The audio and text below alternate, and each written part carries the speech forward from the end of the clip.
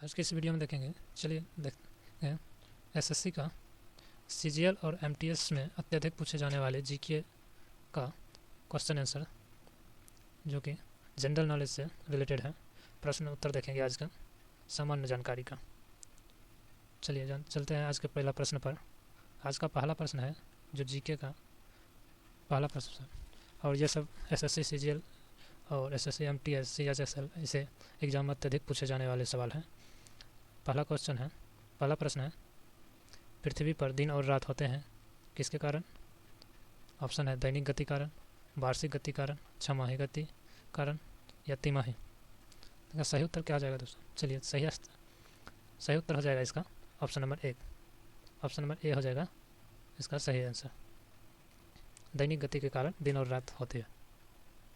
अगला प्रश्न है, प्रश्न नंबर 2 है, सबसे बड़ा ग्रह कौन सा है? सबसे बड़ा ग्रह कौन सा है? ऑप्शन है बृहस्पति या पृथ्वी या यूरेनस या शुक्र। तो इसका सही उत्तर क्या हो जाएगा? उसका सही उत्तर हो जाएगा बृहस्पति।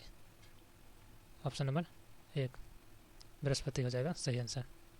ओके, ग्रह में देखेंगे तो बृहस्पति, शनि, अरुण, वरुण ऐसे होते हैं। सीएल है सबसे बड़ा बृहस्पति, उसके बाद शनि, उसके बाद अरुण, उसके बाद वरुण, उसके बाद फिर पृथ्वी, उसके बाद शुक्र, मंगल और लास्ट में सबसे छोटा बुध।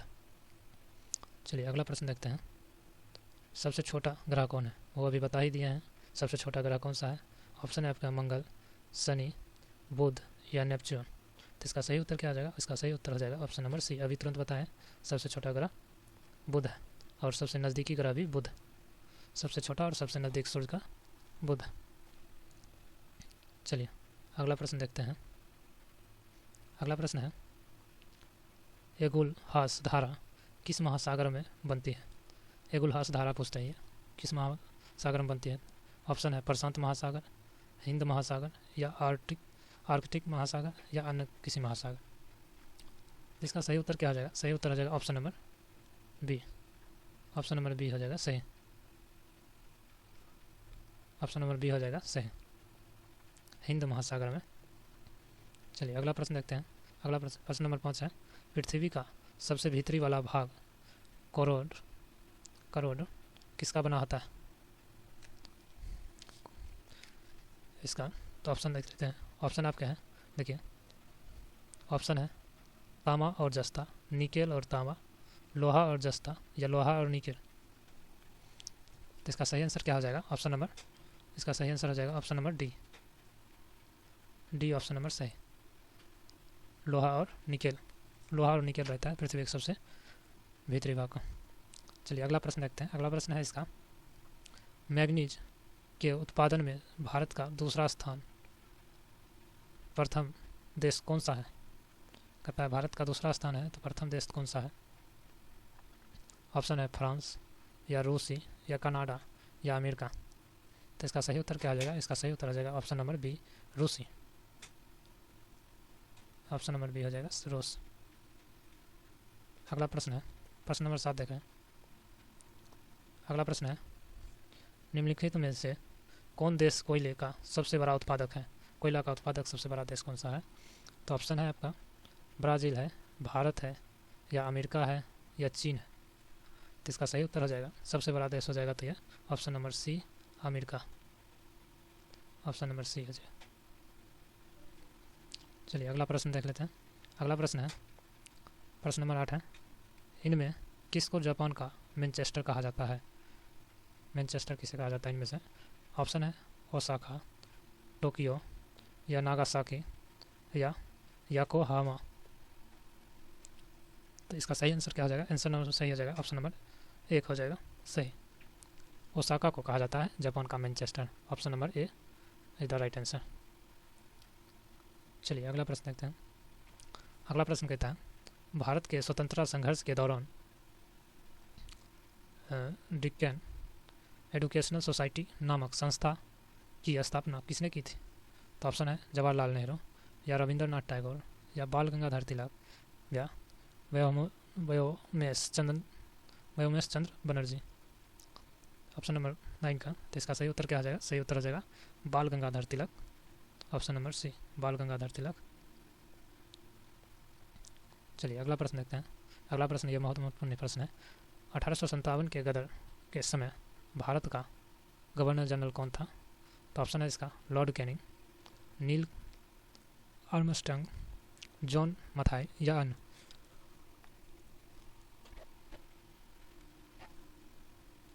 तो इसका सही आंसर क्या हो जाएगा? सही आंसर हो जाएगा option number 1। Option number 1 Lord Canning हो जाएगा। चलिए अगला प्रश्न देखते हैं। अगला प्रश्न है भारत भारतीयों के लिए नारा किस संस्था ने दिया था? ऑप्शन है असहायकीय संस्था या आर्य समाज या ब्रह्म समाज या अन्य किसी समाज। तो इसका सही आंसर क्या हो जाएगा? इसका सही आंसर हो जाएगा option number B, Arya Samaj ने दिया था। Option number B Arya Samaj. चलिए अगला प्रश्न देखते हैं। अगला प्रश्न है विंध्याचल और सतपुरा की पहाड़ी के बीच से होकर बहने वाली नदी कौन सा है?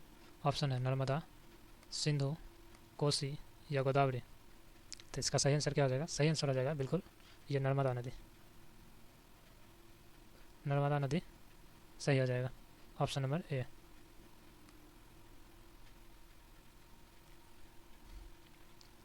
चलिए अगला प्रश्न देखते हैं।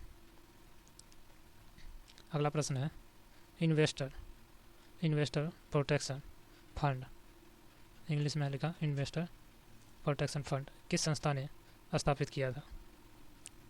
तो इसका है पूंजी मुद्दे या DLF ने या सेबी ने या अन्य किसी ने। तो इसका सही उत्तर हो जाएगा इन्वेस्टर का। इसका सही उत्तर हो जाएगा ऑप्शन नंबर सी, सेबी ने। सी इज द राइट आंसर। चलिए अगला प्रश्न देखते हैं।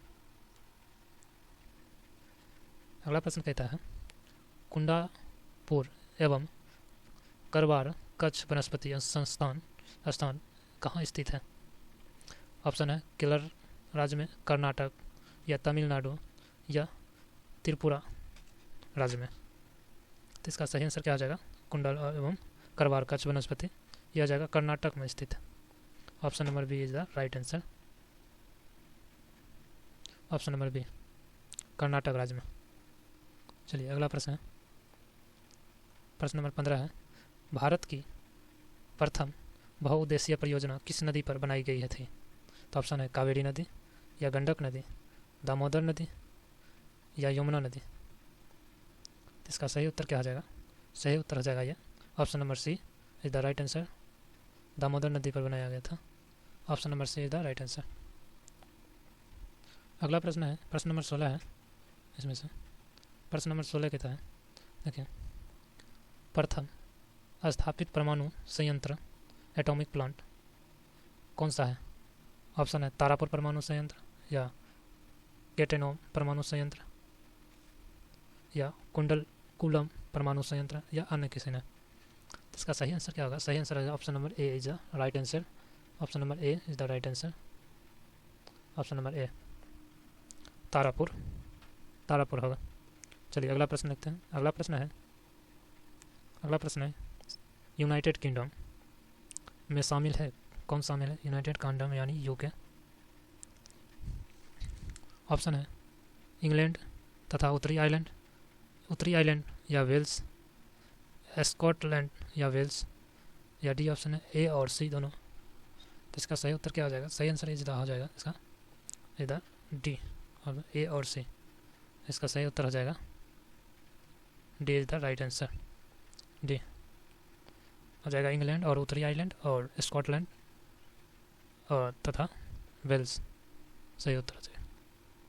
अगला प्रश्न है 18 नंबर प्रश्न है आगरा शहर को किसने बसाया था? ऑप्शन है सिकंदर लोदी ने, अकबर के द्वारा ने या बहलोल लोदी के द्वारा या शाहजहाँ के द्वारा। तो किसके द्वारा बसाया गया था आगरा? इसका सही आंसर हो जाएगा ऑप्शन नंबर ए।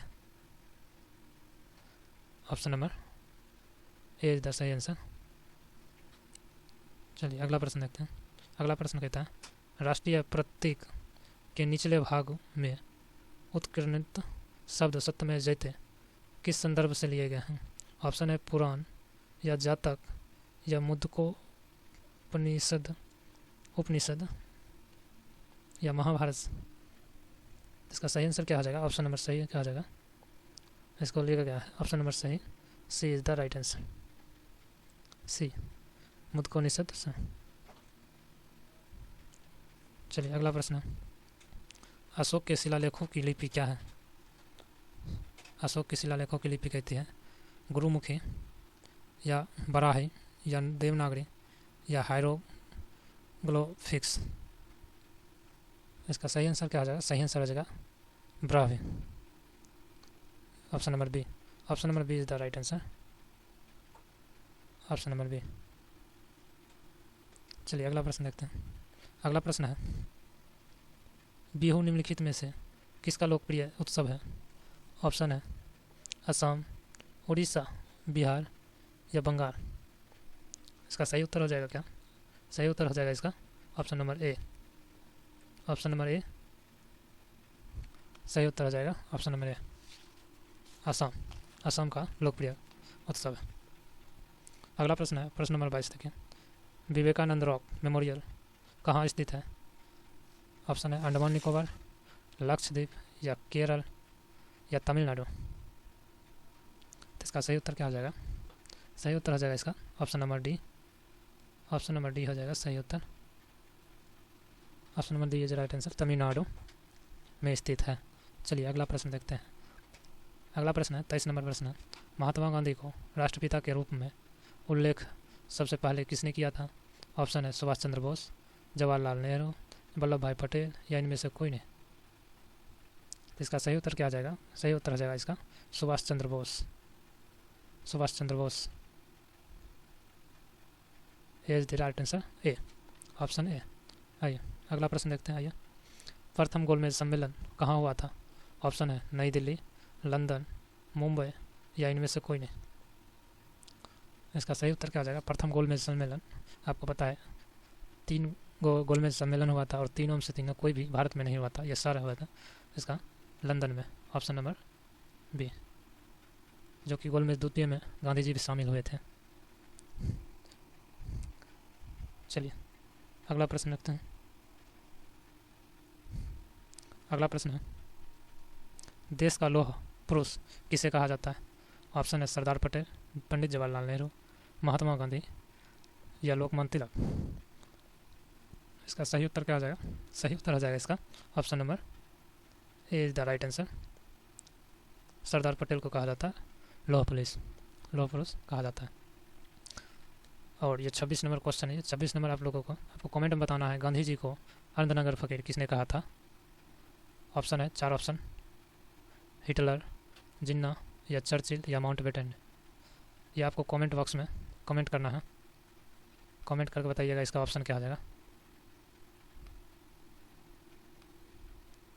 आज के लिए आज की इस वीडियो में 25 क्वेश्चन था जीके जीएस का। कैसा लगा वीडियो कमेंट में करके बताइएगा। और इसका ये होमवर्क आपको दे दिया है 26 नंबर प्रश्न, इसका सही उत्तर बताइएगा कमेंट करके। और आगे से लाएंगे, फिर अगला वीडियो लाएंगे जीके जीएस का दूसरा में। अच्छा लगे तो नया इस पर, अगर चैनल पर नया है तो सब्सक्राइब कर दीजिए और चैनल को शेयर करते रहिए।